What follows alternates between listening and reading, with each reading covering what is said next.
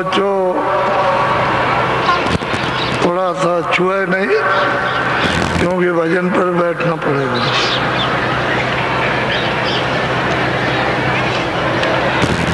एक दूसरे से बदन न छुए,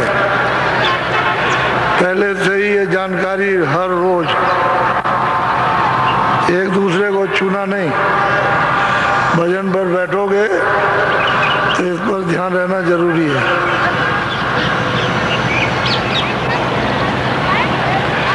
और ये लोग जो बीच में जो आते हैं वो किनारे से बैठते जाओ।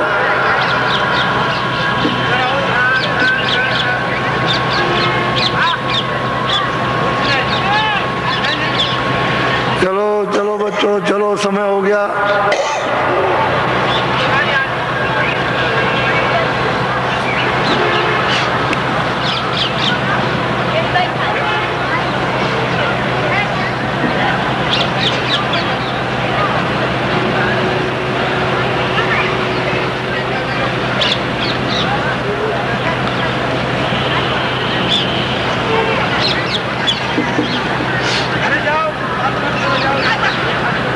बच्चों इतनी सड़क पर बैठने मत देना।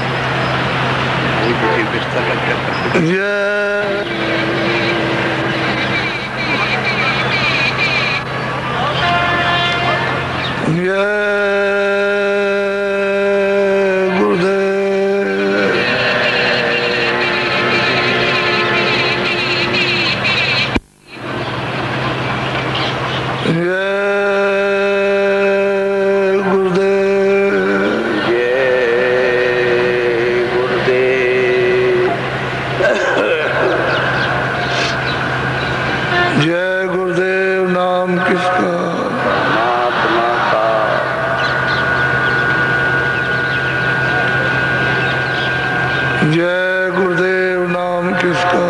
परमात्मा का।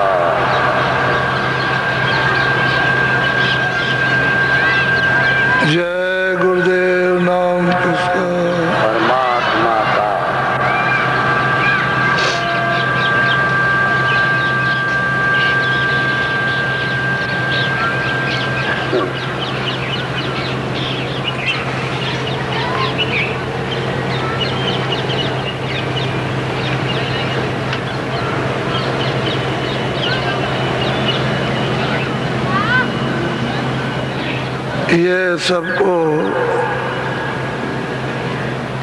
अभी मालूम हो जाएगा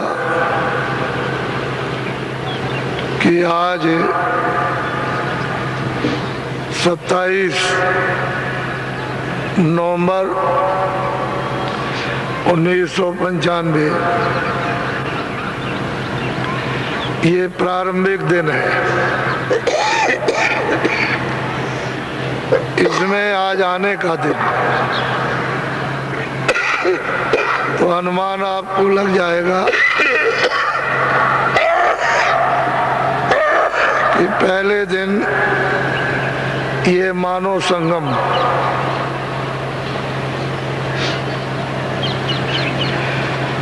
ये श्रद्धा है।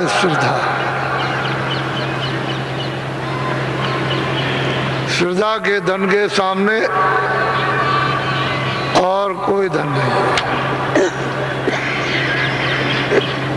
ये वास्तविक श्रद्धा है। श्रद्धा में सच्चा बोध,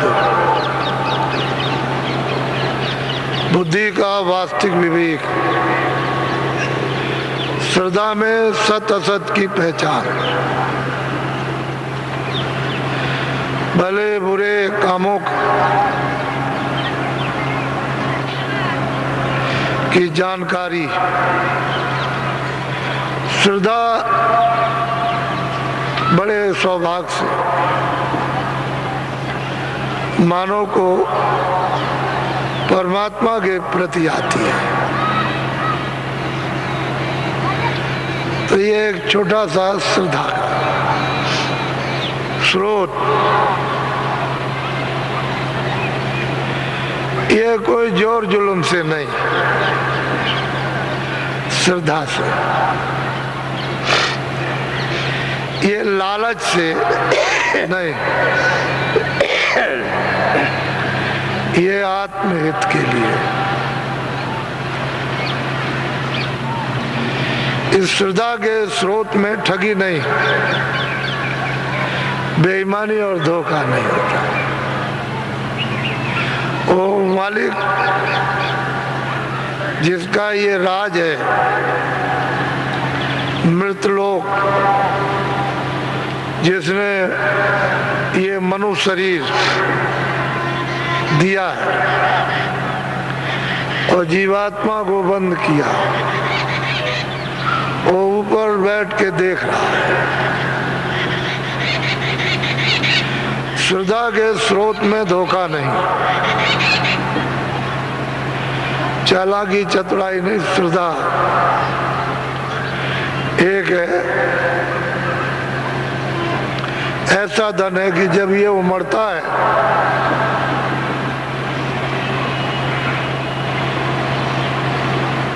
तो कितने विनाशकारी ये अज्ञान के तूफान उड़ जाते हैं।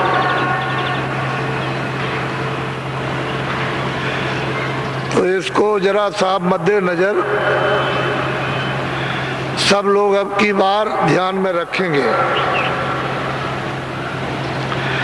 और आप 2 रोटी खाते हो,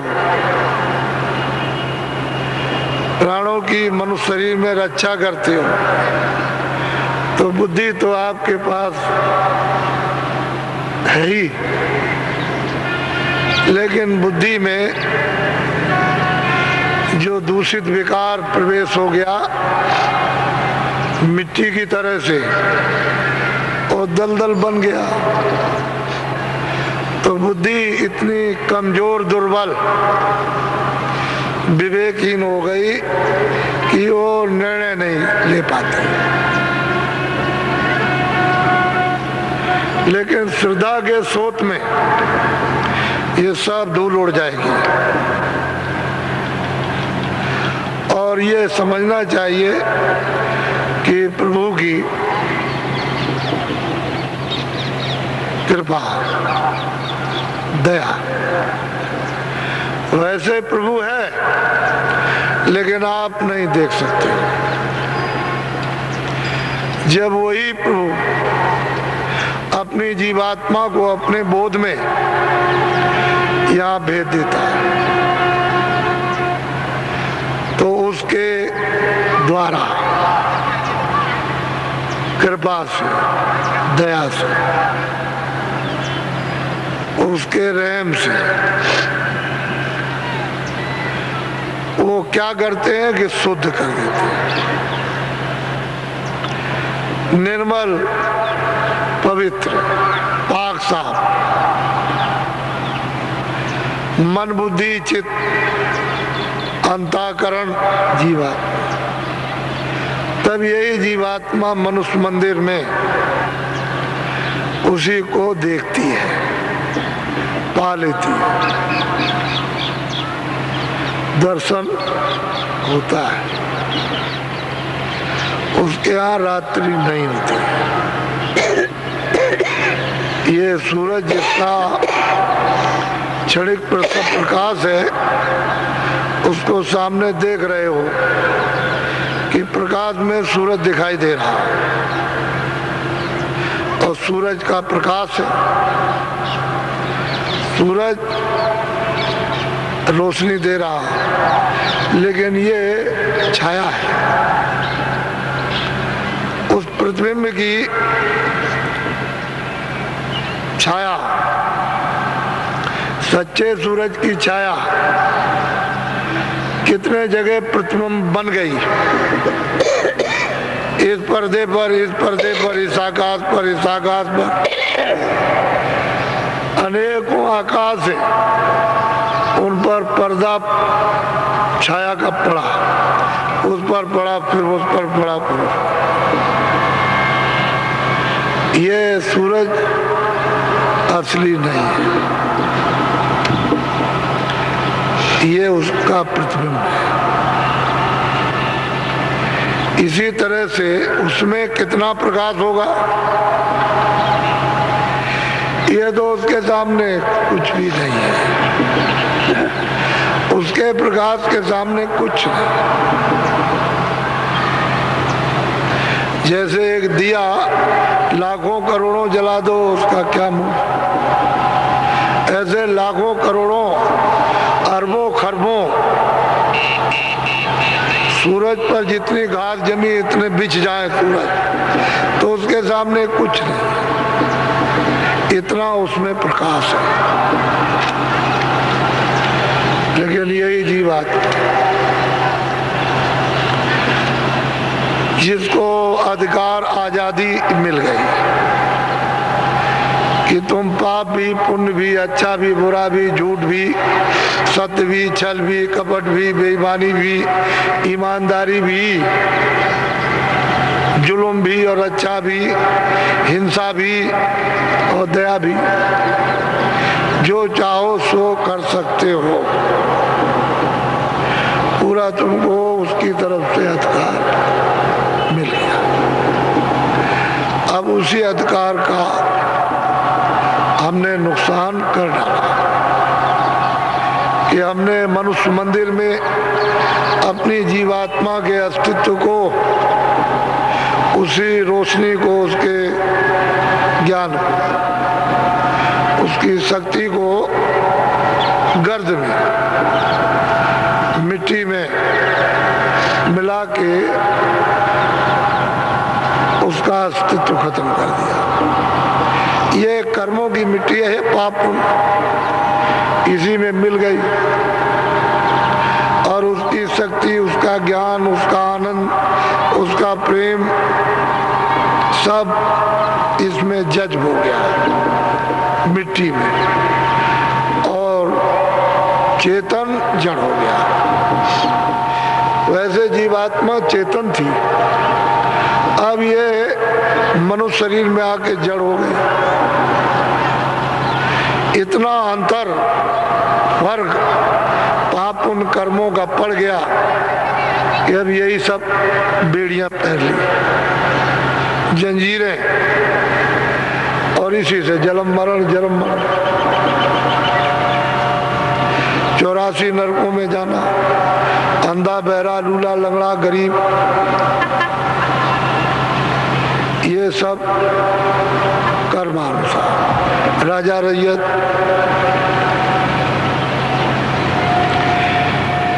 सब कर्मानुसार, 4 खाने 84 लक्ष्मी और नरक।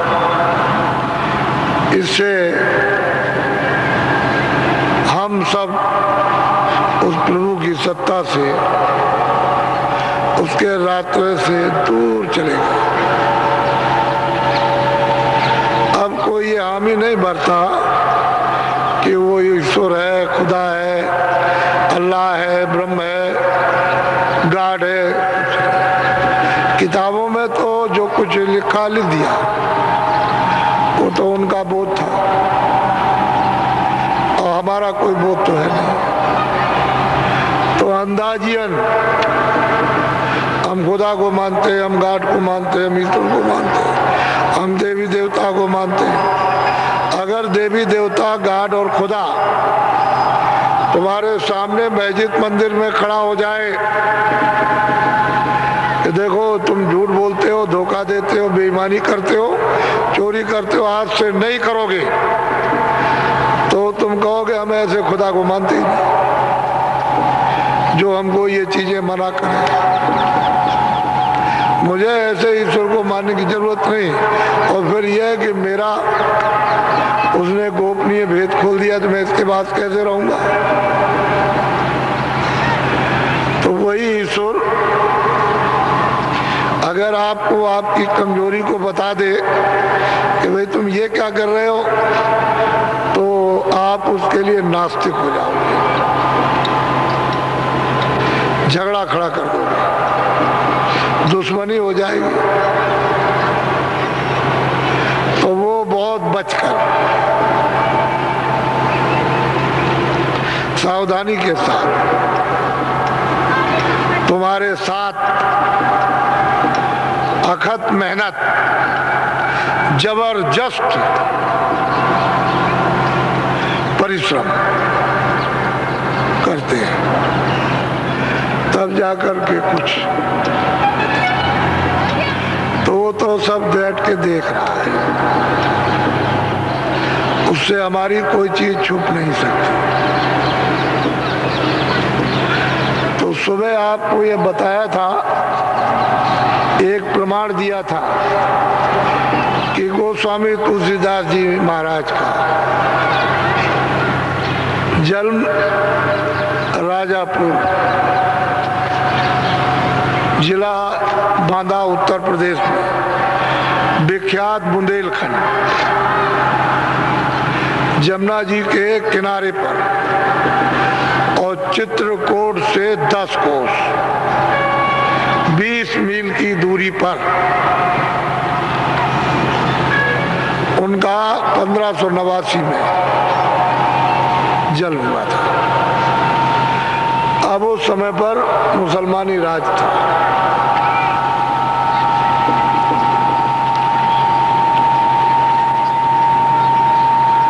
उस समय पर कई एक महात्मा थे, आगे पीछे थोड़ा सा नानक जी महाराज,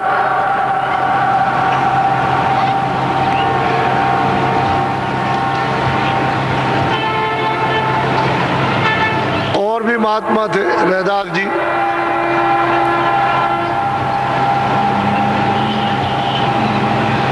और भी बहुत से महात्मा थे। ऐसा नहीं कि महात्मा नहीं थे। इनका जन्म हुआ कानकुंज ब्राह्मण जाति में, और इन्होंने अपना ये सब जीवन का, बाल अवस्था का, जो बचपन का जन्म हुआ था उसका खेलना कूदना, ये वो कुछ मालूम तो बेचारे को था नहीं। फिर बचपन में शादी हो गई, तो शादी का उनको तो कोई बोध नहीं था। लेकिन जब कुछ जवानी होने लगी तो रंग मन तरंग, ये संसारी कामनाओं का। लेकिन अब यह है कि सहयोग की बात, वो कभी कभी उनमें लहर उठती थी कि भाई कोई महात्मा मिल जाए, उनके साथ रहें, वो अच्छा लगता था। अब ये उनमें एक चीज थी, लेकिन मतलब ये है कि वो बराबर प्रेरित जो प्रारब्ध थी उनको धक्का मारती रहती थी। तो मिल गए महात्मा कंजगुरु, उन्होंने बता दिया कि देखो बैठ के ये रास्ता है, चलो जल्दी करो, देर मत करो। तो करने लगे और 24-25 साल की इस मध्य अवस्था में ही उन्होंने प्राप्त कर लिया। ईश्वर को भी पाया, ब्रह्म को भी पाया, पारब्रह्म को, खुदा को भी देखा, रब को भी देखा, अल्लाह को भी देखा। और उन्होंने सत्य साईं को भी देखा, सबको उन्होंने पा लिया। और जितने भी ब्रह्मांड, जितने भी लोग, ये मृतलोक और स्वर्गलोक यानी बहिष्ठ, बैकुंठ, जितने लोग हैं सब उन्होंने अपनी आंखों से देखा। उसी 24 साल और 25 साल के मध्य समय, ये उनकी उम्र थी। और घर में रह करके ही उनको ये मिला, वहीं में रहे और पूरा का पूरा पद प्राप्त किया। कोई उनमें किसी तरह की कमी नहीं रही, सर्वज्ञ, सब जानकार। तो फिर जब ये हुआ तो वो तो अलौकिक वचन बाणी उनके मुखारबिंद से निकलने लगा। तो नर नारी वो जब सुनने लगे तो एकदम से प्यास बढ़ गई। तो जितने भी राजापुर के नर नारी झाड़ कर दर्शन के लिए सुबह शाम जिसको जैसा मौका मिले दर्शन करें। तो ये तो अलौकिक वचन। उसी समय पर काशी का एक अहीर नाम का हृदय, और राजापुर में नौकरी करते थे किसी सेठ के यहाँ। तो जब भीड़ भाड़ चली तो ये शोरगुल हुआ तो वो भी चल दिए सबके बीच में। तो सुनते रहे, देखते रहे, सुनते रहे। सब लोग चले जाए लेकिन वो वहीं रह जाए, कभी देर तक, कभी मतलब ये है कि और देर तक, कभी बीच में चले जाएं, कभी अर्ध रात, ऐसे ही फिर कभी रात को रह जाएं, कभी सुबह। उनकी सेवा एहतियात करने लगे और उन पर इतना विश्वास हो गया कि यही सब करता धरता है और कहीं कुछ नहीं, और सेवा करें और नहीं। तो उन्होंने कहा होगा कि आज्ञा दीजिए मैं काशी जाऊंगा। तो उन्होंने कह दिया होगा अच्छा ठीक है। तो जब सेवा करने लगे तो हृदय को उन्होंने वहीं बैठकर देखा कि अब इसका तो मुझ में लग गया। तो उनको अमूलक गुप्त वस्तु दे दी और कहा कि भाई तू भी बैठ के कर ले। तो वो भी वहां साधन करने लगा। उतने ही पीरियड में उसको भी प्राप्त करा दिया।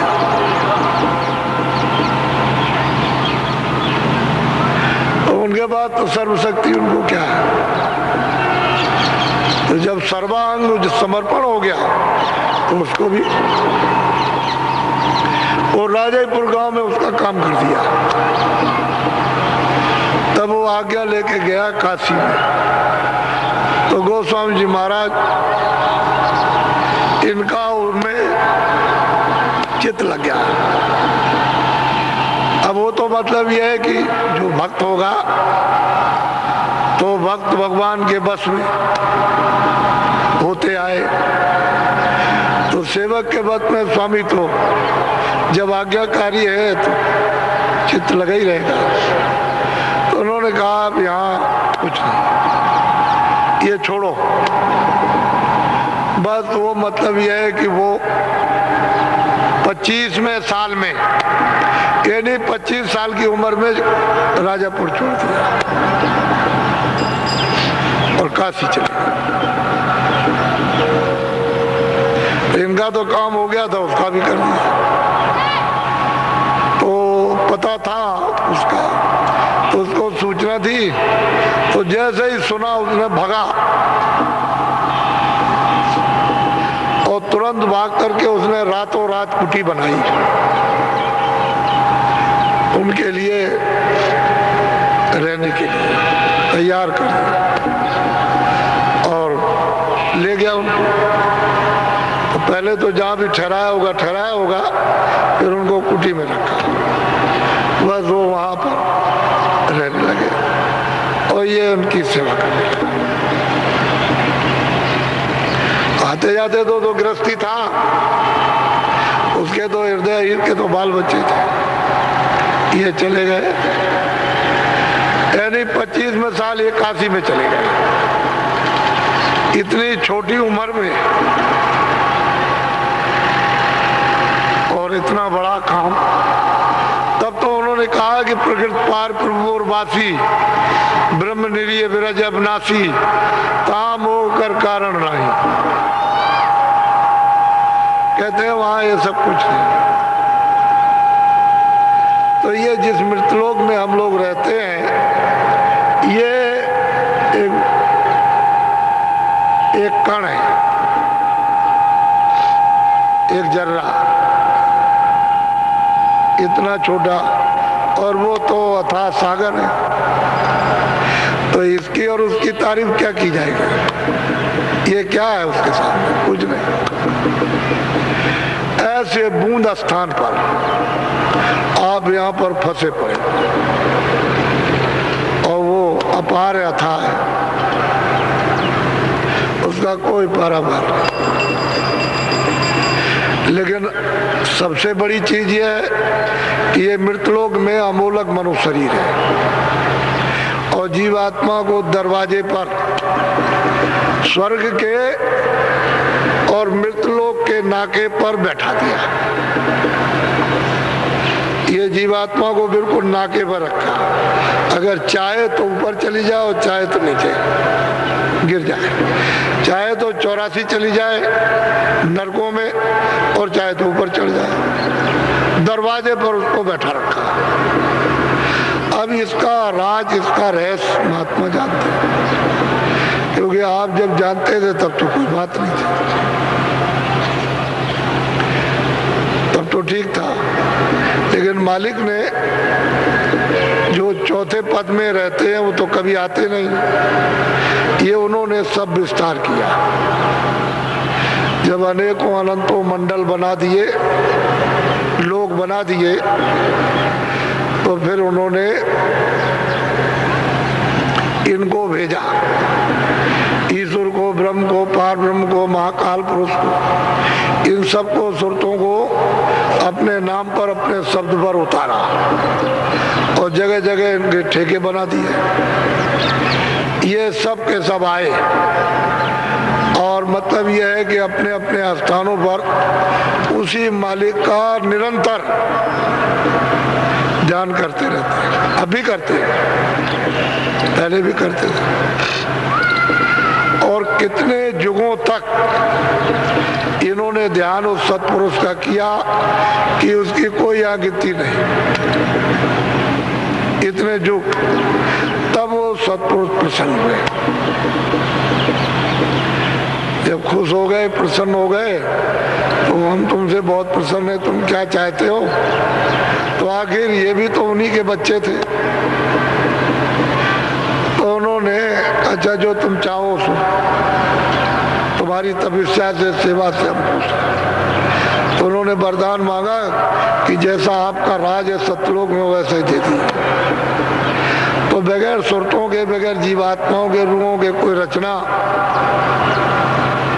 हो नहीं सकती। तो सतपुरुष ने एक छोटा सा भंडार इन जीवात्माओं का, रूहों का, इन सुरतों का, इन सबको दे दिया। वो छोटा सा, अब वो तो अथाह है, उसमें से अच्छा ये ले लो। तो सूरत के जीवात्मा के आने पर ही रचना होगी,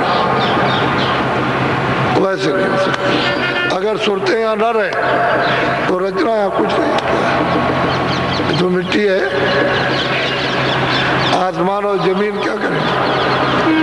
ये सब खेल सुरतों का। सुरते क्या है? चेतन है, जीवात्मा है, रूह चेतन है। ये उसी का आया हुआ नूर, यानी उसी की ये चेतन शक्ति है।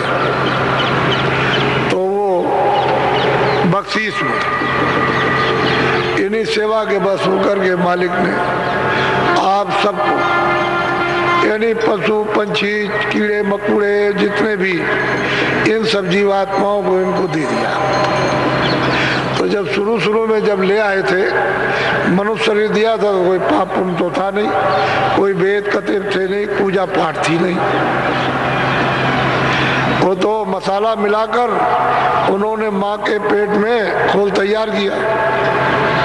जब तैयार हो गया तो जब 5 महीने का हुआ तो दोनों आंखों के बीचों बीच इधर देखो यहाँ बैठा दिया। उस समय बहुत सुंदर, बहुत खूबसूरत बच्चे बच्चियां पैदा होते थे, बहुत सुंदर। इन्हें क्या उनकी उपमा बताई जाए, बहुत ही सुंदर। और गर्भ में ही जैसे ही तुरंत यहाँ आई तो आँख खुली थी, कान खुली, सब वो वाणी, देव वाणी, ब्रह्म वाणी, ये सब आसमानी आवाज शब्द सब सुनते थे और आंख से देखते थे। क्योंकि कोई पाप पुण्य तो था नहीं, वेद कतेब था नहीं, पूजा पाठ थी नहीं, सत असत, न्याय अन्याय था नहीं, कुछ नहीं।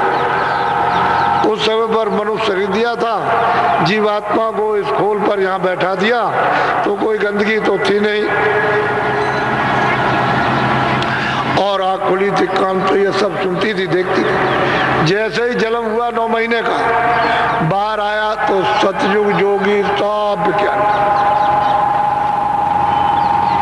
सब के सब जोगी विज्ञान, रोज आना, यानी चढ़ जाना, उतर जाना, इन सबको देखते जाए। खुदा का भी दीदार, रब का भी दीदार, अल्लाह का भी, ईश्वर का भी दर्शन, ब्रह्म का भी दर्शन, पार ब्रह्म का भी दर्शन, सब लोगों का दर्शन, और फिर उस सतपुरुष का दर्शन, और फिर वहां से उतर के चले जाओ और चढ़ जाओ, उतर। यानी मतलब जब चाहे तब, उसमें कोई रोक टोक यहाँ से वहां तक कुछ नहीं, किसी तरह कोई गंदगी थी नहीं रास्ते में, कोई मतलब बंधन था नहीं, सब लोग स्वतंत्र थे। बस इतना ही था कि आपको शरीर में लाए और कहा कि 1 लाख बरस था, तो 1 लाख बरस की आयु थी उस समय पर। जब जीवात्माओं को यहाँ लाया गया इस मनुष्य शरीर में, तो पशु पंछी, ये कीड़ों के कोई शरीर थे ही नहीं, बस खाली मनुष्य शरीर था।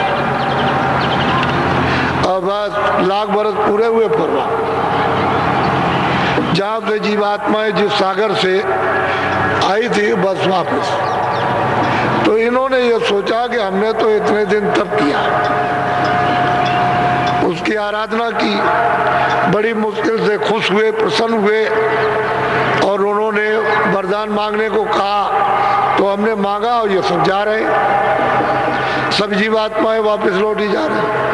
तो जब ये नहीं रहेंगे तो हमारा राज ही किस पर रहेगा, फिर हम वैसे ही हो जाए। तो इन्होंने फौरन अपनी शक्तियां ईश्वर ने भेजी यहाँ मृतलोक में कि तुम जाओ जल्दी से। तो वही उन्होंने जन्म लिया और उनको आदेश दिया कि जंगल में चले जाओ और घोर तपस्या करो।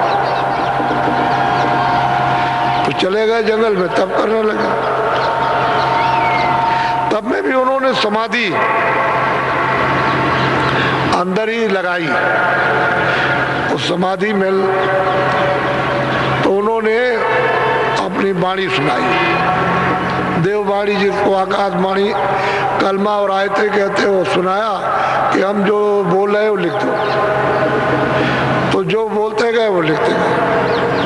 उसी के ये चारों वेद हैं, उसमें पूरा विधान है।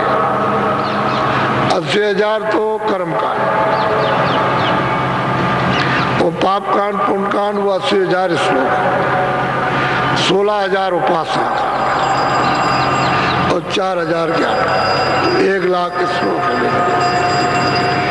पूरा जब विधान बना दिया तो उन्होंने कहा कि तुमने बनाया तो तुम सबको ये सुना दो कि विधान बन गया,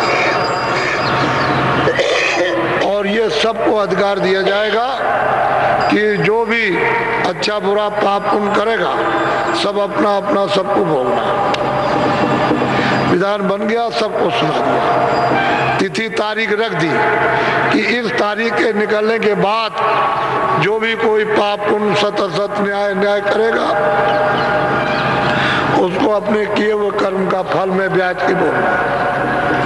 बस जब तिथि तारीख निकल गई थी, कभी आपने कभी बन गया होगा, ऐसे तो जल्दी बुरा बनता नहीं था, कभी बन गया। लेकिन बुरे की भी गंदगी अब जमा होगी, बोझा तो बुरे का भी जमा होगा, पुण्य का भी, और मतलब पाप की तो गंदगी है ही। तो जमा करते करते करते करते पुण्य कभी पाप बन गया। ऐसे पाप पुण्य पाप पुण्य पाप पुण्य, उसका आपको फल मिलने लगा। भाई यही से बंधन पड़ गया। पहले तो कोई बंधन था ही नहीं, सब जीवात्माएं मनुष्य शरीर में आकर के स्वतंत्र थे, सब आती जाती थी, बस यहीं से बेड़ियां पड़ी और सब गंदगी जमा हुई। जमा होते होते जीवात्मा की चेतन आँख और जीवात्मा के चेतन कान बंद हो गए। तो जिस नाम से, जिस शब्द से, जिस आवाज से उतार करके लाए गए थे और दोनों आंखों के पीछे बैठा दिया था, और उसी आवाज को, उसी नाम को पकड़ के चढ़ जाते थे, उतर जाते थे, उस पर क्या मैल जमने लगा। जब गंदगी जमा हुई तो धीरे धीरे धीरे धीरे धीरे धीरे वो आपके कान, जो जीवात्मा में कान थे, बंद हो गए। एक ही कान था, एक ही आंख थी और एक ही नाक थी। धीरे धीरे बंद होने लगी। बंद होते होते देखना सुनना सब। अब यह आधार टूट गया, नाम डोर छूट गई, नाम डोर शब्द डोर छूट गई। और जब छूट गई तो रास्ता भटक गया कि भाई मैं किस रास्ते से आया था। आने का जाने का तो एक ही रास्ता, जिस रास्ते से उतर करके आए हो, दोनों आंखों के पीछे बैठे अगर वापस जाने का रास्ता मिल जाता चले जाओ। तो रास्ता छूट गया, क्योंकि नाम छूट गया, शब्द छूट गया, कान बंद हो गए, आंख बंद हो गए, देखना भी बंद और सुनना भी बंद, तो आधार टूट गया। तो जीवात्मा अंधकार में चला। बस ये हो गया आपके साथ।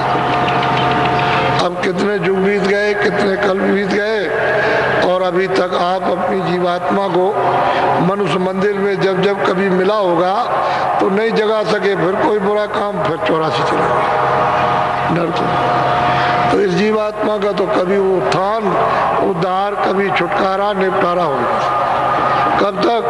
कि जब तक वो जगे हुए महात्मा ने जिस नाम को छोड़ दिया उसी को पकड़ा दिया, तो जीवात्मा वापस हो गया। और नाम में वो शक्ति है कि सब गंदगी साफ करे, सब जितने भी गंदगी होगी पाप उनकी सबको साफ करे। तो जब साफ करेगा तो जीवात्मा निर्मल हो जाएगा। उसके साथ मन भी निर्मल, बुद्धि भी निर्मल और चित्त भी निर्मल, अंतःकरण और जीवात्मा भी मिल गया तो वो नाम फिर मिल जाएगा। फिर जब पकड़ लेगी तो नाम पकड़ करके डोरी है चढ़ जाएगी। तो उसी का ये अंश है, उसी नाम का, उसी शब्द का, उसी आवाज का जीवात्मा अंश है। और उससे जब अलग हो गया तो अंशी से अंश अलग हो गया। अब भटका भटका मारा मारा, इसका तो कोई ठिकाना नहीं। अब महात्माओं की जरूरत है, तो जिन जिन को मिल जाएगा उनको रास्ता मिल जाएगा, चढ़ जाएगा। तो 700 बरस के अंदर इतनी जीवात्माओं को महापुरुषों ने पहुंचाया, कुछ वर्णन नहीं किया जा सकता। इतनी दया की, कृपा की, ऐसा वैसा काम नहीं किया, बहुत बड़ा काम। और रास्ता खोल दिया, जीवों को घर में जाने का रास्ता खोल दिया। और कलयुग में ये कर दिया कि सब कानून रद्द कर दिए कि कलयुग के समान परमात्मा की प्राप्ति के लिए दूसरा न सतयुग है, न त्रेता है, न द्वापर। ये सुगम युग है। और आप लोग ऐसे सुगम युग में मनुष्य मंदिर में जीवात्मा को जगाकर भगवान को न प्राप्त कर सके तो दुर्भाग्य है आपका। ऐसे बंधन महापुरुषों ने तोड़ दिए कि बस उनको ये कहा कि भाई लो, इनका भी तुम भजन करो, इनका भी करो, इनका भी करो, और जल्दी से निकल चलो। तो सबका भजन करा दिया और सबसे मिला दिया और सबके कर्जे को चुका दिया। जितना भी कर्जा मृतलोक का, जितना भी कर्जा मतलब यह है कि स्वर्ग वैकुंठ का, जितना भी कर्जा ब्रह्मलोक का, ये जितने कर्जे उन सबको चुका दिया। और इन सब शरीरों से जीवात्मा को, तो 4 शरीर है। एक तो ये स्थूल है, जल पृथ्वी अग्नि वायु आकाश। इसके ऊपर में लिंग शरीर है 17 तत्वों, 10 इंद्रियां और चतुसंताकरण और रजोगुण तमोगुण सत्व, 17 तत्वों का लिंग शरीर, वो स्वर्ग और वैकुंठ में। इसके बाद सूक्ष्म शरीर है, वो 9 तत्व, वो स्वर्ग वैकुंठ से परे यानी ईश्वर के धाम में। शब्द स्पर्श रूप रस गंध और मन बुद्धि चित्त और अहंकार, ये 9 तत्वों का सूक्ष्म। इसके बाद उसके ऊपर में ब्रह्म लोक में 5 तत्वों का शरीर है, शब्द स्पर्श रूप रस गंध। इन 4 शरीरों में जीवात्माएं बंद हैं। अब बिना महात्मा के कैसे निकलोगे, बिना रास्ते कैसे निकलोगे? तो वो लोग तो बहुत बड़े बड़े लोग हैं। जब छोटे यहाँ आदमियों का यहाँ उत्सव मनाते हो, सबका, गरीब से गरीब हो, कोई रिश्तेदार हो, उसका भी उत्सव मनाते हैं, घर में ले आते हैं, स्वागत सत्कार। और फिर ऐसे ही देवलोकों में भी अपने अपने लोक में स्वागत समारोह हर क्षण क्षण पर होते रहते हैं। लिंग लोक में, सूक्ष्म लोक में, कारण। तो वो लोग तो बहुत बड़े बड़े लोग, ये कुछ नहीं है, सबसे छोटा लोग, ये मृत लोग। इससे बहुत बड़ा, लाखों हिस्सा, करोड़ों हिस्सा ज्यादा तो स्वर्गलोक है। स्वर्गलोक से कितने करोड़ हिस्सा ज्यादा वैकुंठ में, और फिर उससे ऊपर तो बड़े बड़े लोग। फिर उसके ऊपर पार ब्रह्मांड में तो बेशुमार लोग, वो तो कहने में भी नहीं आ सकते। और उसके ऊपर उससे भी बड़े बड़े लोग। तो असल में किसी को मालूम तो कुछ है कि ये गोपनीय रहस्य राज ये फकीरों महात्माओं के द्वारा ही जानकारों से मिलता है। बगैर जब तक पूरे नहीं मिलेंगे तब तक कोई जान नहीं सकता। कोई खुदा की बुराई करेगा तो कोई भगवान की, कोई गाट की बुराई करेगा। महात्मा महापुरुष किसी की बुराई नहीं करते, कहते हैं खुदा भी है यानी ईश्वर भी है, और रब भी है यानी ब्रह्म भी है, फिर पार ब्रह्म भी यानी अल्लाह भी है, और वो महाकाल पुरुष भी है, और वो सतपुरुष भी है। वो किसी की कोई बुराई नहीं है, था उचित।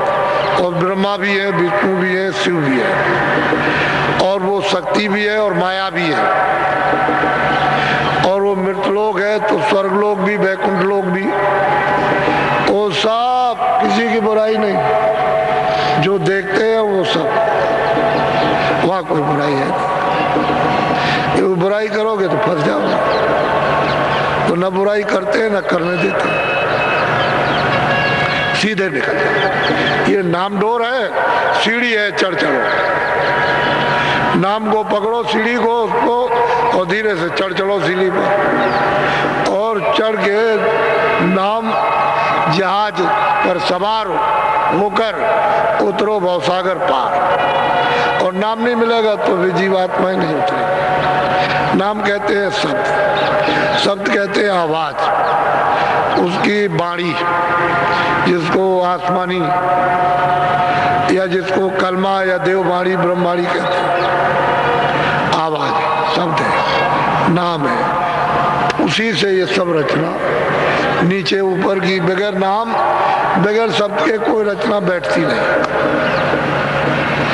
यहाँ मृतलोक में जड़ है, उसमें शब्द है, तो शब्द से ही रचना जड़ की होगी, जड़ चेतन की। ऊपर में जड़ नहीं है तो वहाँ चेतन, फिर चेतन, फिर चेतन, फिर चेतन, और फिर बिल्कुल शुद्ध विशुद्ध चेतन, फिर चेतनी चेतन। तो महात्मा के बगैर तो बच्चा मिलने वाला। तो भक्तों में ने भी जो काम किया वो अर्वचनीय, और जो उन्होंने दिया वो भी अमूलक। अब ये भक्त और भगवंत का एक रस हो जाता है। तो ये है जो यहाँ गुरु महाराज जब जाने वाले थे तो उन्होंने ये कहा था कि भाई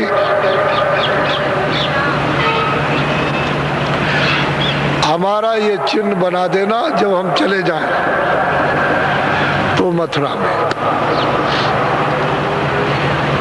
यानी वो उस पार थे तो उन्होंने कहा कि उस पार बनाना,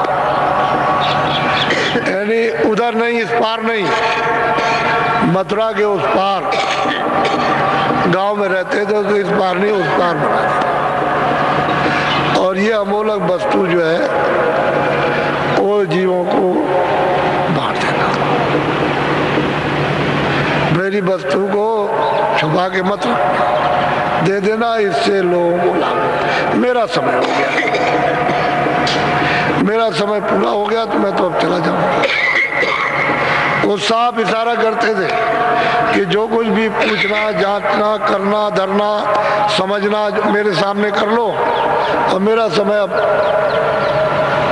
निकट आ रहा। तो सब समझाते थे। तो इसलिए मैं तो यहाँ का रहने वाला नहीं था, उनके आदेश का पालन, मैं तो बाहर का था। फिर यहाँ मथुरा में आकर उनके आदेशानुसार एक छोटा सा स्थान कि चलो मतलब है लोगों को कुछ दिया जाए, तो यहाँ रखा। और वो सब जगह पर वितरण है, वो तो उनकी अमूलक चीज है, वितरण हो रही है। वो तो उनकी बड़ी कृपा, बड़ी दया हो रही है।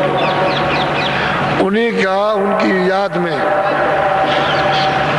यह अमूलक वस्तु जो उन्होंने दी, उन्हीं की याद में कि ऐसे भी महापुरुष इस संसार में गुप्त रूप से रहते हैं, पता भी नहीं चलता, और वो किसको क्या दे देते हैं, क्या कह जाते हैं। तो सही सच्ची बात है, उस बात को तो कुछ कह नहीं सकते हैं और इस योग नहीं, लेकिन यह है कि अमोलक चीज है वो। कोई अभी ज्यादा दिन नहीं हुए, थोड़े ही दिन, उनका ये उत्सव पूज्य स्वामी जी महाराज का ये होता है, और मैं घूम करके आपको ये अमूल्य चीज दिया करता हूँ कि भाई उनकी ले लो और तुम जल्दी से अपना काम करो, नहीं तो आपको ये हर जगह मिलेगी नहीं। अब वो तो तुम ढूंढ कहाँ पाओगे, कैसे पहचान पाओगे, तुमको घर बैठे मिल जाए ले लो। तो इतनी बड़ी कृपा कि घर बैठे मिले तो कुछ कर लो, लेकिन तुम ऐसे ये बहुत चक्कर में फंसे हो कि घूम घूम करके संसार, अरे संसार तो जो कुछ है वो तो ठीक होगा, लेकिन तुम ही नहीं रहोगे संसार में तो क्या ठीक होगा। तुम ही किराए के मकान में हो, समय पूरा होते ही तुम भी निकाल दिए जाओगे। उतना ही मांगो जितना काम हो जाए, ज्यादा नहीं। बाल बच्चों के गुजारे के लिए कहो कि गुजारा हो जाए और मतलब ये, और मेरा भी कल्याण हो जाए, ऐसा तो गुजारा भी हो जाएगा, पूर्ति भी हो जाएगी और तुम्हारा काम भी बन जाएगा। लेकिन तुम इसको छोड़ के उसमें लग जाओगे तो पहले भी पूर्ति नहीं हुई, जो धनी मानी उन्हीं की पूर्ति नहीं है, तुम्हारी क्या होगी। तो थोड़ा सा संतोष, सब्र और विवेक थोड़ा सा जब करोगे तो समझ में आ जाएगा। और ये आत्म धन है, इसको कमा लो तो ये आपके काम आएगा, दूसरी तो कोई चीज आएगी नहीं, ये कोई चीज जाने वाली नहीं। तो अभी तो थोड़ा सा समय जरा सुन लीजिए।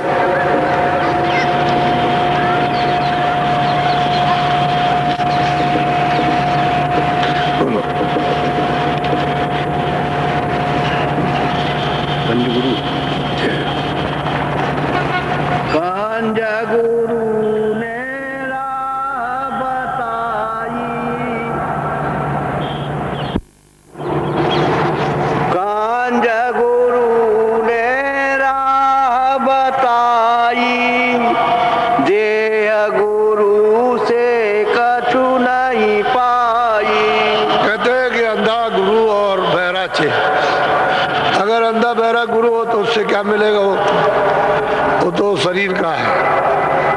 तो कहते नहीं, हाँ कंज गुरु, उसने मुझको रास्ता दिया कि इस तरह से तुम चलो ऊपर, तुम दरवाजे पे बैठे हो वहीं से उठ चलो।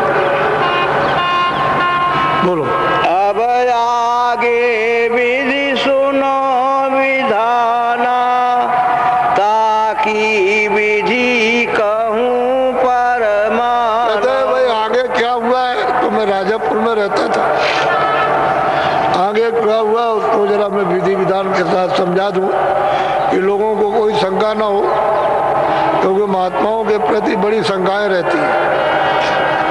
तो खुद ही बता रहे हैं। बोलो।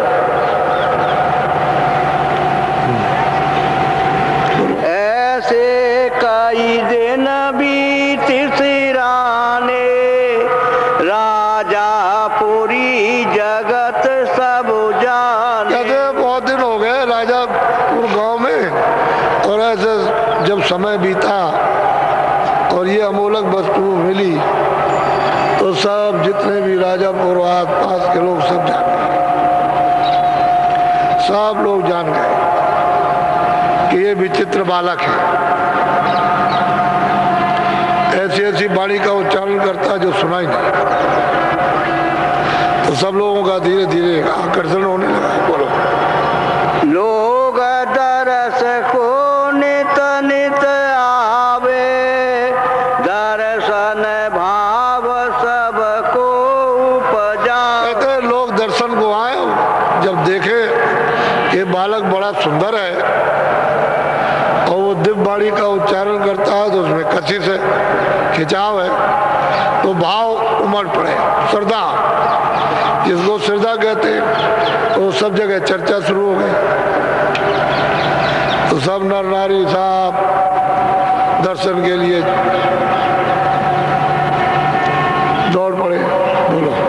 हृदय हीर काशी का बासी, राय राजा पुर नौकर हृदय हीर काशी का बासी वहां का रहने वाला था, राजापुर में नौकरी करता था किसी सेठ के यहाँ। उसी शोरगुल में जब सब लोग दर्शन करने चले तो ये भी चला। तो भाई कौन है, चलो दर्शन करें। सब लोग जा रहे हैं तो ये भी बेचारा मनुष्य तो था ही, दर्शन करने चलो। बोलो। वो प्रतिदिन दर्शन को जावे, प्रीत बड़ी हित कहान। कहते हैं कि प्रतिदिन दर्शन करने आए और जो उसको सबको सुनाए वो भी सुने, तो धीरे धीरे धीरे धीरे उसकी प्रीत हो गई, प्रेम हो गया, लगाव, उनको बहुत चाहने लगा। जब इसने हो जाता है तो फिर छोड़ता नहीं है, दौड़ दौड़ के आता। अब इसको कोई क्या जानेगा, ये जो आते हैं दौड़ दौड़ करके, तो इसको कोई क्या समझेगा, इसको क्या बयान करेगा, क्या है उसके पास समझ जो बयान करेगा। उससे क्या पूछोगे क्यों आते हो। जब एक मामूली पति पत्नी के प्रेम को तुम वर्णन नहीं कर सकते हो तो ये तो अलौकिक प्रेम है, ये कैसे कहा जाएगा। तो कहते हैं कि दर्शन करने आए, वचन सुने और बहुत प्रेम हो गया, अब बगैर दर्शन के चैन। अब ये स्थिति हो गई कि दर्शन के बगैर, जैसे माँ, बच्चा माँ के लिए तड़पता है और माँ बच्चे के लिए, कि बगैर बच्चा उसके और बगैर माँ उसके नहीं रह सकती, ठीक यही हालत हो गई उस हृदय हीर की। अब उसको चैन नहीं। बोलो। रात दिवस दिन दिन रहे पासा, तुलसी बिना और नहीं। कहते हैं कि मेरे पास आता जाता रात रात भर रहे, और बस बस हमारे बगैर वो कुछ नहीं, किसी को जानता ही नहीं था। अब इतना प्रेम उसका प्रगाढ़ हो गया।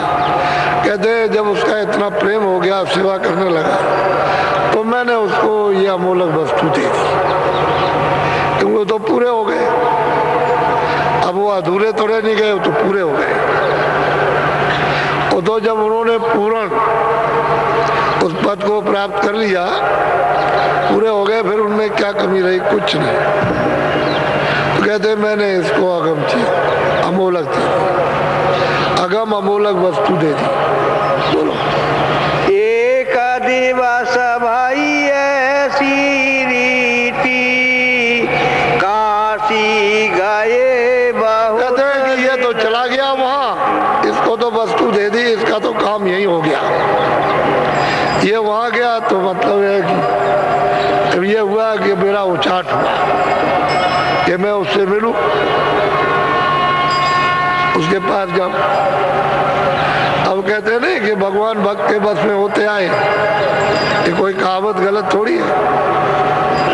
अब उसको तो यही दे दिया, इतनी सेवा, इतनी प्रीत उससे करता तो गया वहाँ, तो एकदम से उचाट हो गया कि मैं उसके पास चला। तो ये कुछ ही दिन में यानी वहां से चल दिए, और ऐसे मौके से गए कि किसी को कुछ पता नहीं कहाँ चले गए, कोई बता बुतू के नहीं, रात को उठे अपना चल दिए। उस समय तो ये रेलगाड़ियां थी नहीं, रेलगाड़ियां तो बहुत बाद आ गई, अभी आ गई, उस समय नहीं थी। उसके चल दिए। कैसे गए होंगे, पैदल गए होंगे, वहां से काशी तो बहुत दूर थी, तो चल दिया और काशी में जाके पहुंचे। बोलो। हमारा चित हृदय में बासी, हम चले गए नगर। अब वो सबको बता रहे हैं कि हमारा लगा था। तो मैं इसलिए वहां चला गया कि चलो उससे मिलने चल गए। बोलो। संवत 16 से रहे 15 चैत मास बारिश। अब आप इसको याद कीजिए कि 1589 में जन्म हुआ और कहते हैं कि 1615 1614 और 1615 यानी मतलब 25 साल की अवस्था में काशी चले गए। ये पूर्ण पद प्राप्त करने के बाद वो वहां चले गए। बोलो। पहुँचे काशी नगर मजारा हृदय सुनत दौड़ी चलिया। जब काशी के बीच में पहुंचे और वो बताया, खबर हुई, तो बस एकदम से दौड़ पड़ा, बेवड़ा रो करके कि किसी को कुछ नहीं समझना, दौड़ा। बोलो। आए चरण लीन परसादी विधि विधि रहन कुटी की। कहते हैं कि आए, उन्होंने मतलब यह कि अपना मत्था टेका और फिर जो कुछ भी सेवा की वो सेवा की और विधि विधान के साथ कुटी का उन्होंने रहने के लिए वो हृदय ने कुटी बना दी और कहा स्वामी आ रही है। 25 साल की अवस्था थी। अब आप पहले ये सोचिए 25 साल क्या होता है। घर में बच्चे बच्चियां रहते हैं, भाई कितने साल, 25 साल कुछ, और इतना बड़ा बोध ज्ञान उनको प्राप्त हो जाए, ये छोटा नहीं। तो कहते हैं मैं तो घर छोड़ के 25वें मतलब वर्ष में चला गया। बोलो। और वहाँ उसने कुटी बना दी विधि विधान से और मतलब है वहाँ पर कहा कि इसमें विराजिए। बोलो। गंगा निकट कुटी जहाँ कीना हृदय नित आवे लो। कहते हैं कि गंगा के पास ही वरुण नदी है, वहाँ उसने कुटी बनाई और बस उनको वहाँ विराज दिया, उन्हें बैठा दिया और हृदय अपने घर से रोज आए जाए, रोज आए जाए उनकी सेवा करने के लिए, हर तरह की सेवा बराबर आता जाता। बोलो। सत्संग रंग रस पीना हम अपने वस्तु अगम। कहते भाई हम क्या करें, ये सत्संग सुनता था और वो रस लेता था, जो मैं इसको सुनाता था रंग चढ़ गया तो मैंने इसको अगम वस्तु दे दी।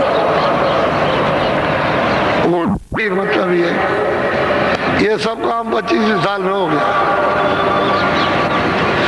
और इसको भी पहुंचा दिया, इसमें भी कोई कमी नहीं, ये भी पूरा हो गया। बोलो। अस अस कछु दिन काशी माई रहे तहाँ पुण्य सह। कहते मैं काशी में कुछ दिन ऐसे रहा, सहज स्वभाव से शांत रहने लगा। बोलो। 16 से 16 में सोई कार्तिक बदी पंच। अब गोस्वामी जी महाराज कहते हैं कि 16 से 16 में एक पलक नाम नानक पंथी थे, वो आए और मुझसे उन्होंने वार्तालाप किया। तो 16 से 16 और उधर में 11, इसको जोड़ दीजिए आप, कोई ज्यादा तो मतलब ये कुछ होते नहीं। और ये पलक राम उनके पास आए, ये नानक पंथी थे। अब इनमें श्रद्धा तो थी कि नानक जी महाराज वो संत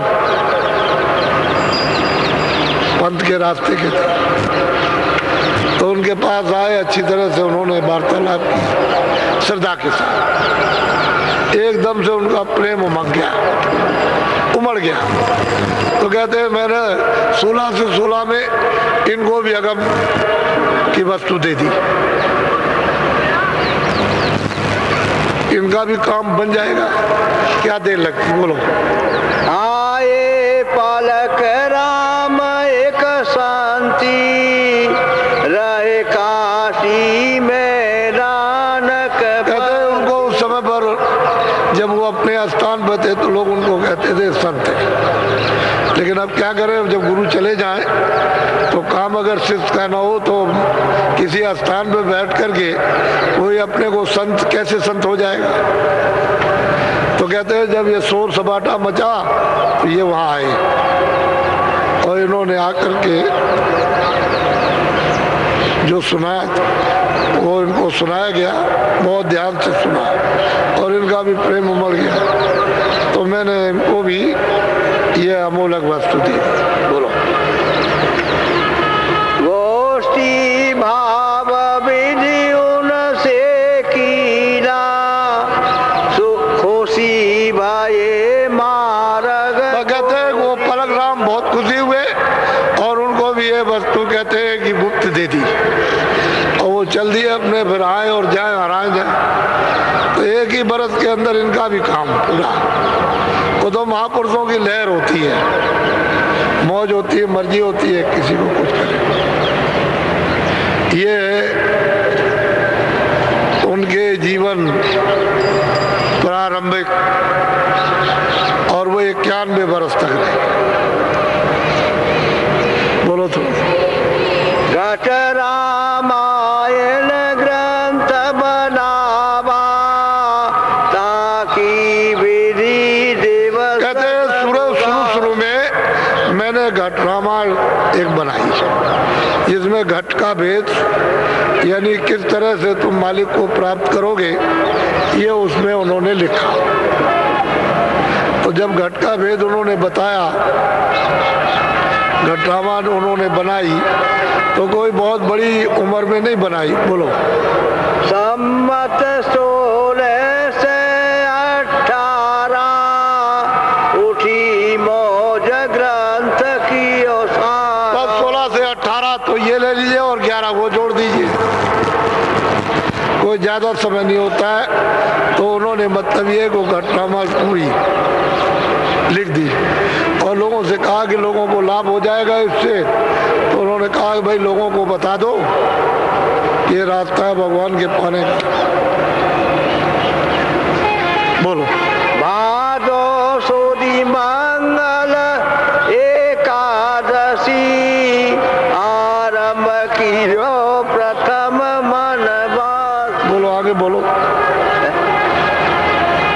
सोने काशी में अचरज कीना, सोर नगर में भयो। अब ये काशी में बड़ा शोर हुआ, बड़ा सुनकर के बड़ा आश्चर्य किया भाई ये घट का भेद क्या है, क्योंकि वहां तो कोई करता धरता तो था नहीं, सब लोग बाहर फंस गए थे। अब वो घट का भेद जो उन्होंने बताया, उन्होंने कि भाई ये जीवात्माएं ऐसे आई ऐसे वापस जाएंगी, तो बड़ा आश्चर्य क्योंकि वहां तो ये कभी सुना नहीं गया था।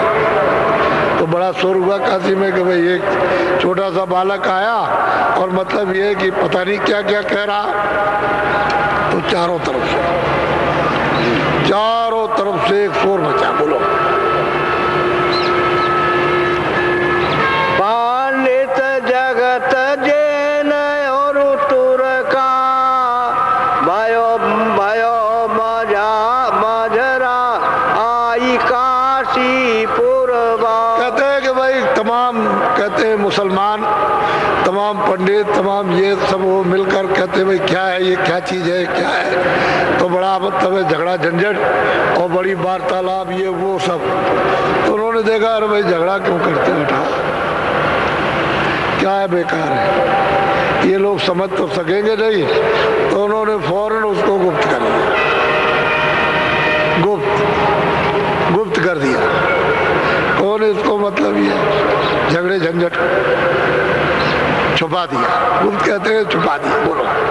जो कुल झगड़ा रीत अस भांति, जस जस भया दिवस और रात। कहते हैं भाई लोग झगड़ा करने लगे क्योंकि उनकी समझ में तो कुछ आता नहीं है, वो तो देर में समझ में आएगा। सुनते सुनते सुनते सुनते अब एकाएक कोई चीज कैसे समझ में आ सकती है। महात्माओं का उपदेश होता है। हमने जब उपदेश शुरू किया तो बड़ा झगड़ा करने लगे, तो सोचा है कि इनको तो कुछ नहीं मिलेगा, ये तो इससे दूर हो जाएंगे, तो चुप हो गए और फिर सीधे रास्ते से। तो महात्मा देखते हैं कि भाई ये इससे इनका नुकसान हो जाएगा, छोड़ो, चलो सीधे रास्ते से इनको ले चले। तो झगड़ा झंझट क्यों करें? अरे जीवों का कल्याण करना, रास्ता बदल देना। वो नहीं चाहते, छोड़ो उनको, औरों को दो कुछ। बोलो। तासे ग्रंथ गुप्त हम कीना, घट रामायण चलन नदी। कहते हैं घट की जो रामायण थी, जो ईश्वर दर्शन की, ब्रह्म के दर्शन की मालिक है, वो तो कहते हैं चलने नहीं दिया, कहले हमारी समझ में नहीं आता, तो बस ये है कि उसको हमने गुप्त कर दिया, बंद कर दिया। बोलो। या से संत मते की रीति, जगत जानन जाने प्रीति। कहते हैं भाई संसार है, अरे भाई वो मालिक का रास्ता कैसे जाने? ये संत मत का रास्ता है।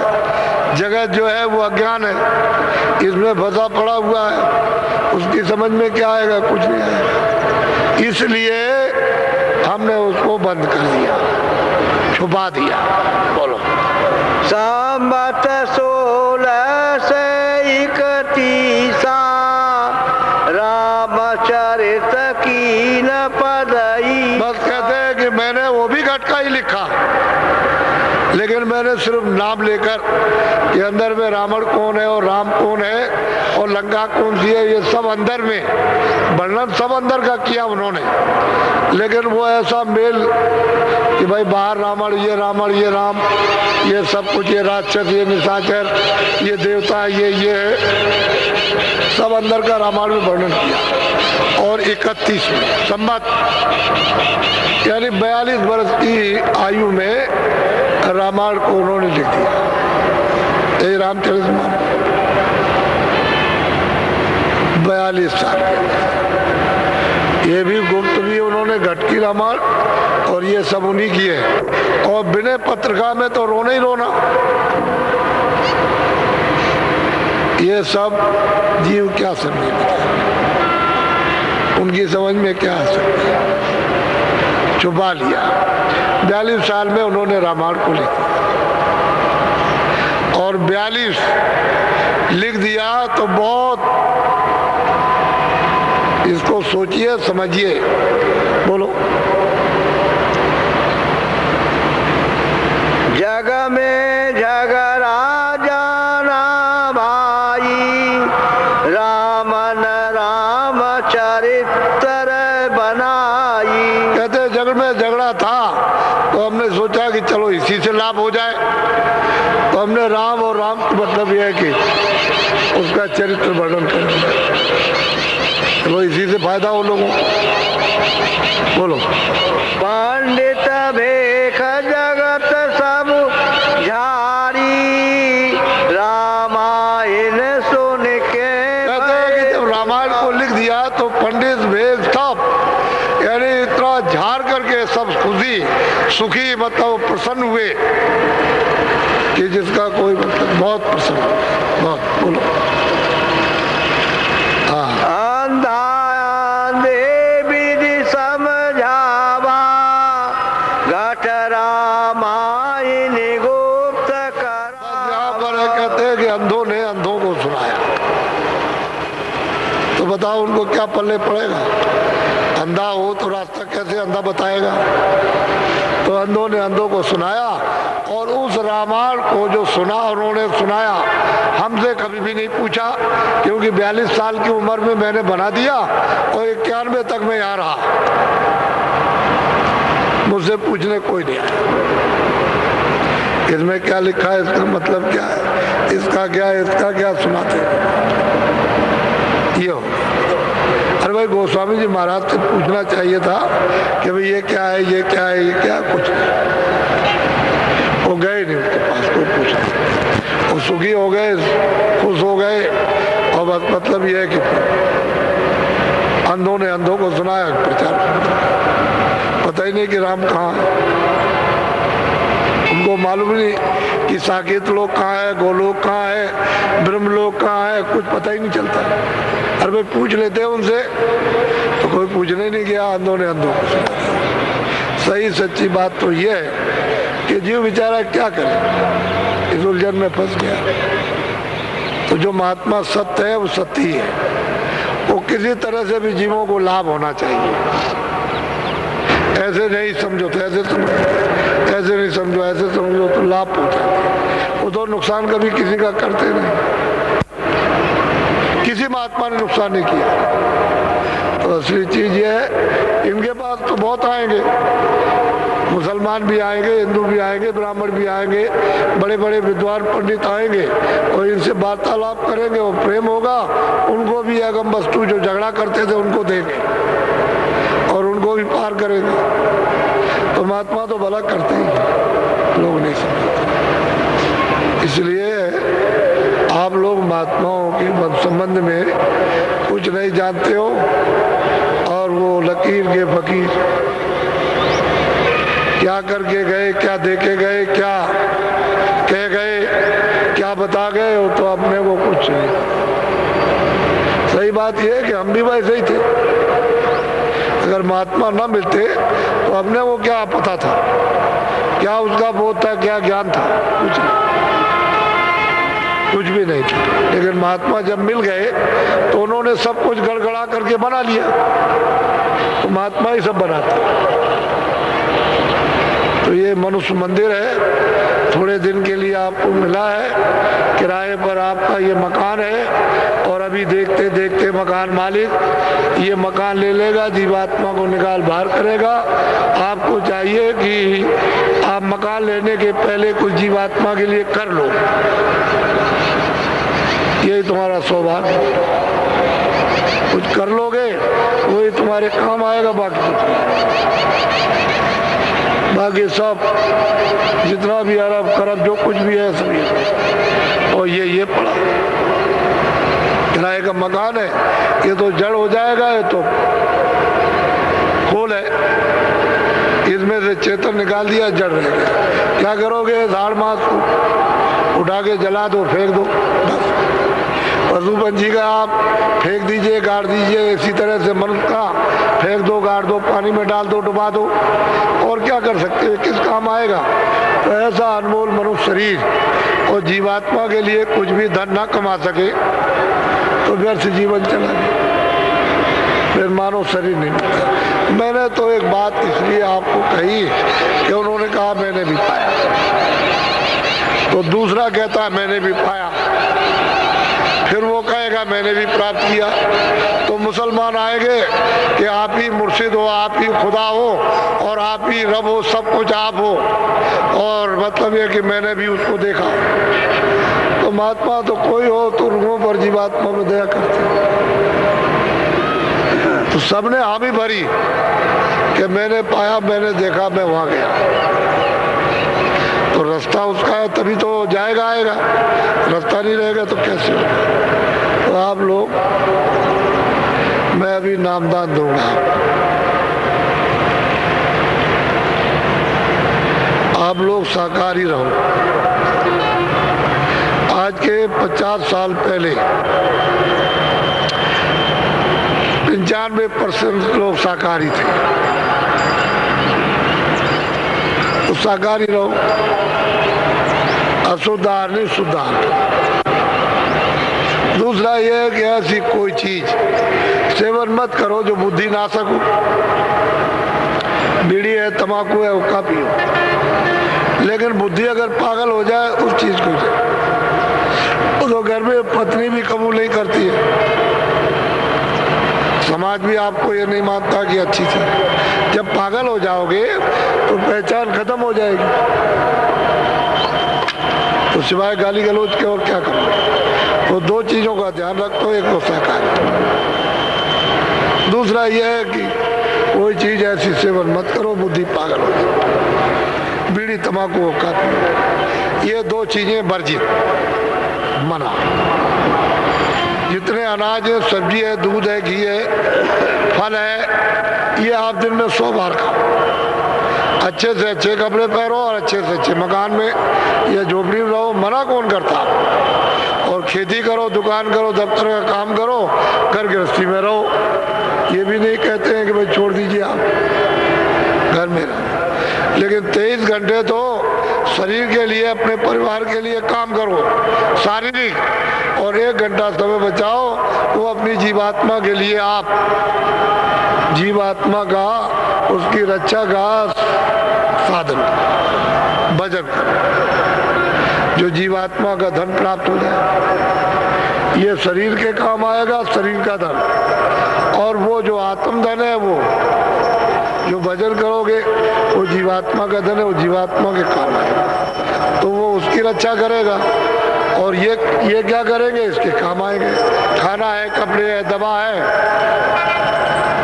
तो इसको सेवन करो, इसको निरोगी रखो, क्योंकि जीवात्मा इसमें बैठी है। तो शरीर को ठीक रखोगे तो वजन भी हो जाएगा। तो जीवात्मा को भी ठीक कर लो जो गंदी हो गई।